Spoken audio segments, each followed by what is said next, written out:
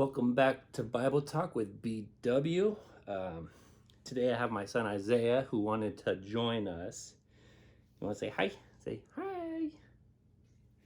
And today I'm going to do something a little different. My grandma posted on my Facebook that her favorite verse when things are hard is Isaiah 48:10. And I have my Bible turned to that already. I haven't read it yet, but I thought it'd be fun to just read it and see why it is her favorite. And I thought it'd be fun to show you my Isaiah, since we're reading Isaiah. So this is my little Isaiah, and he's going to be joining us today. Yeah, you ready to read, Bubba? All right, Isaiah 48. Listen to this, you descendants of Jacob. I'm not just going to read at 48:10. I'm going to start in 48. I'm going to read to 10. So we can get some context from the beginning of the chapter. So Isaiah 48:1. Listen to this, you descendants of Jacob, you who are called by the name of Israel and come from the line of Judah, you who take oaths in the name of the Lord and invoke the God of Israel, but not in truth or righteousness. You who call yourself citizens of the holy city and claim to rely on the God of Israel. The Lord Almighty is his name. Verse 3. I foretold the former things long ago. My mouth announced them, and I made them known. Then suddenly I acted, and they came to pass. For I knew how stubborn you were. Your neck muscles were iron.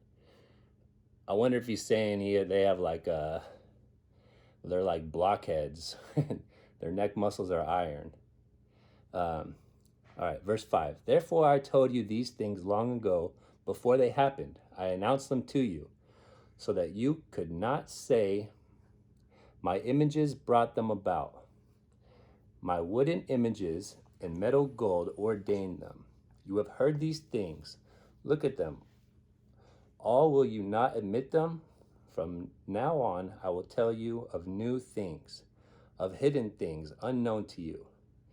They are created now and not long ago. You have not heard of them before today, so you cannot say, yes, I knew of them. You have neither heard nor understood. From your ears have not been opened.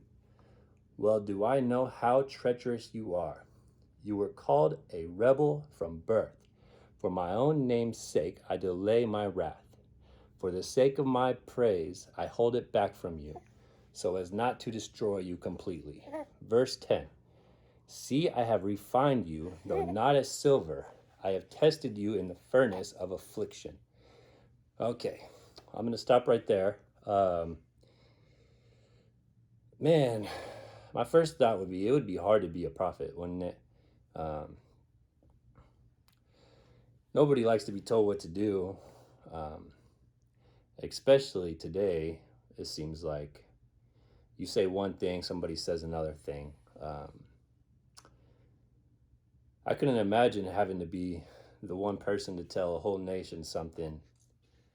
And I just feel like being a prophet would be extremely hard. My other thought that came from this is just the fact that God is talking about the things that he has told them that have not yet passed. I don't know about you guys, but when I was growing up, my mom told me a lot of things before they happened. Some examples, if I eat a bunch of candy, I'm going to get cavities. She knew that even though candy was tasty, I thought it tasted good. If I ate too much of it or I didn't take care of my teeth, something bad was going to happen from it. And I feel like that is what the prophets were doing. And this is just God saying, hey, I've told you these things and I'm going to keep telling you these things. And it's a warning for you. And that was just a simple example. My mom it seems like everything negative I've went through in my life, I've been warned in some point in my life that, hey, this is not going to be good for me. And it makes so much more sense now that I'm a father.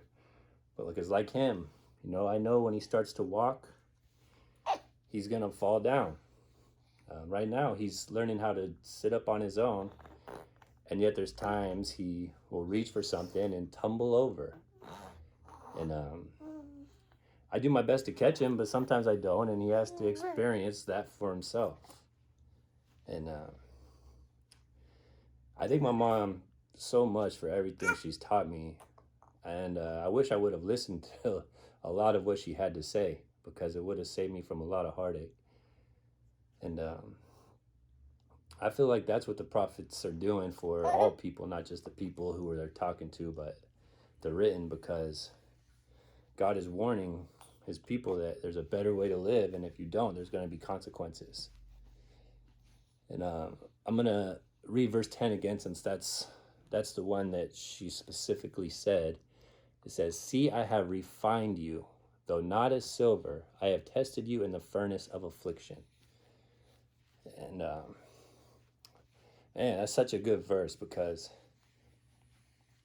refining us, I think that's something God is doing daily. Every day we're supposed to be refined. You know, that's why we go to the Word. He likes to jump, sorry.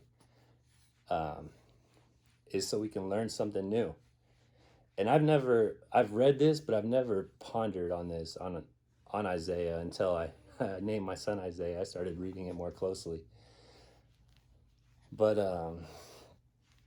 yeah, I think a word today, at least for me, is just continue to be refined. You know, what is God trying to tell me? What test is he putting me through?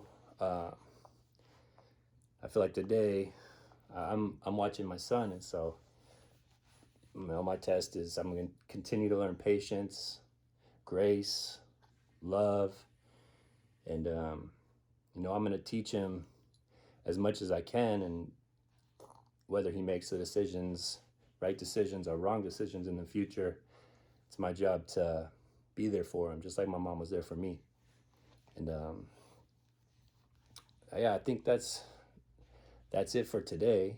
I appreciate you guys' time, and I love the support so far. I took a day off yesterday. I think I'm gonna try to take a day of rest every 7th day, where I can just study on my own without being recorded, and you know, get refilled, so I can continue to do this every day. But thanks again for anybody who watches this, and I would love to hear your own thoughts.